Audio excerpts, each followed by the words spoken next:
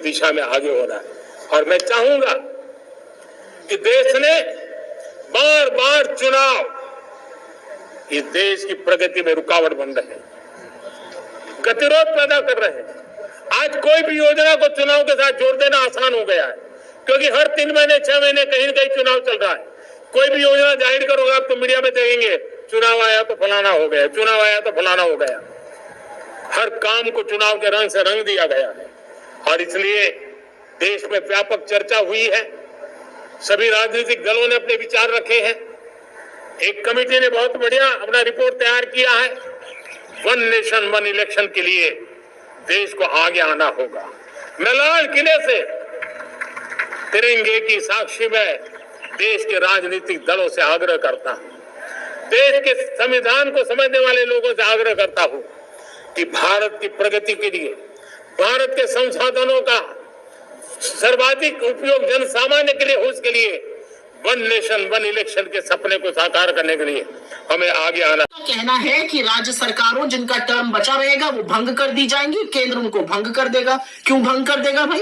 और 17 राज्य सरकारें ऐसी होंगी जो उनका 2-3 साल बचा रहेगा 2029 तक, तो उनको क्यों भंग कर दिया जाएगा और वो क्यों ऐसा होने देंगी? और ये क्यों असंवैधानिक और अलोकतांत्रिक नहीं है? तो राज्य सरकारों को भंग कर देंगे। और इसमें एक बड़ी अजीब बात है, अगर कोई राज्य सरकार गिर जाती है तो वहां चुनाव होगा, लेकिन सिर्फ उस अवधि के लिए होगा जब तक लोकसभा चुनाव नहीं हो रहा। मतलब चुनाव भी होगा, खर्चा भी वह होगा, सारा बंदोबस्त भी होगा, लेकिन उसी अवधि के लिए। मैं तो एक सवाल पूछना चाहती हूँ, मान लीजिए केंद्र सरकार गिर जाती है, जो बड़ी संभावना है मोदी जी की 2025 में गिरने की, तो क्या आप सारी राज्य सरकारों को भंग कर दीजिएगा? ये कौन सी इकोनॉमिक्स है, ये कौन सा लॉजिक है? ये सिर्फ मोदी जी ही। पार्टी के कुछ मौलिक सवाल थे और हैं। इस देश में 1960-62 तक तो वन नेशन वन इलेक्शन था, 52, 57, 62। उसके बाद ये माला टूटी। ये माला इसलिए टूटी कि जो एक डोमिनेंस था एक पार्टी का, उसको कई क्षेत्रों में चैलेंज होना शुरू हुआ। नॉन कांग्रेस गवर्नमेंट्स फॉर्म हुई कई अक्रॉस मेनी स्टेट्स। तो वो माला, उसकी जो रिदम थी, वो जो चेन था, वो टूट गई। कई जगह अल्पमत की सरकार बनी, फिर मध्यावधि चुनाव हुए, फिर चुनाव हुए। कई बार कई राज्यों में 5 वर्ष के अंदर 2 या 3 चुनाव हुए, तो वो माला टूटी। अब इसकी क्या व्यवस्था होगी इसमें, क्योंकि हम तो नहीं जानते मसौदा।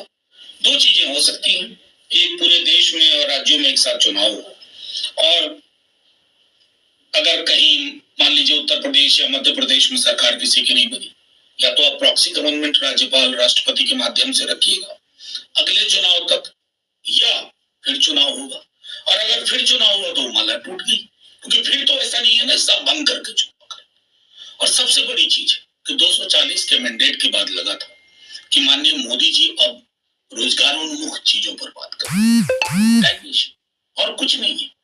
वन नेशन वन इलेक्शन जो एक विविधता रही है, क्या अब तक के जो मेनी इलेक्शंस हुए, क्या उसने डेमोक्रेसी को कमजोर किया? नहीं। कोई ऐसी स्टडी है? नहीं।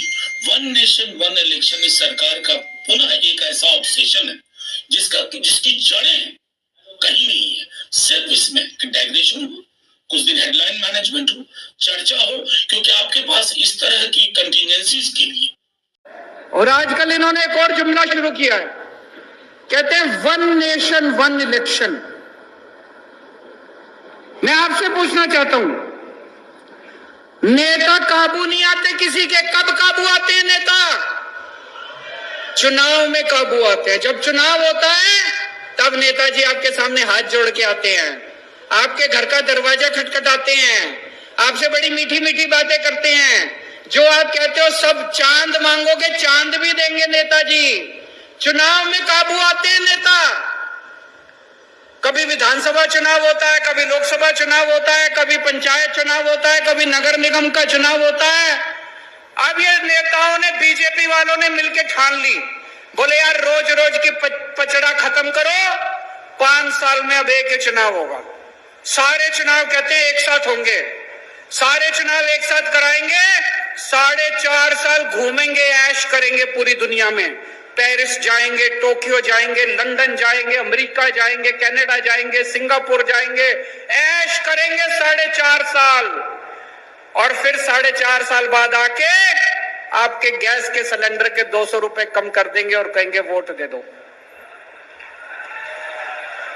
कभी मत करने देना वन नेशन वन इलेक्शन। मैं तो कहता हूं हर महीने इलेक्शन होना चाहिए। नेता काबू में तो रहेंगे, जनता का कुछ काम तो करेंगे। हर महीने चुनाव होना चाहिए। हमें कोई जो कैबिनेट ने मंजूर दी है वन नेशन वन इलेक्शन, तो इसको लेकर के आपकी राय क्या है? बिल्कुल ठीक है। चुनाव के कारण देश में लगातार चुनाव होते हैं। एक चुनी हुई सरकार, लोकतंत्र में चुनी हुई सरकार को काम करने का अवसर मिलना चाहिए।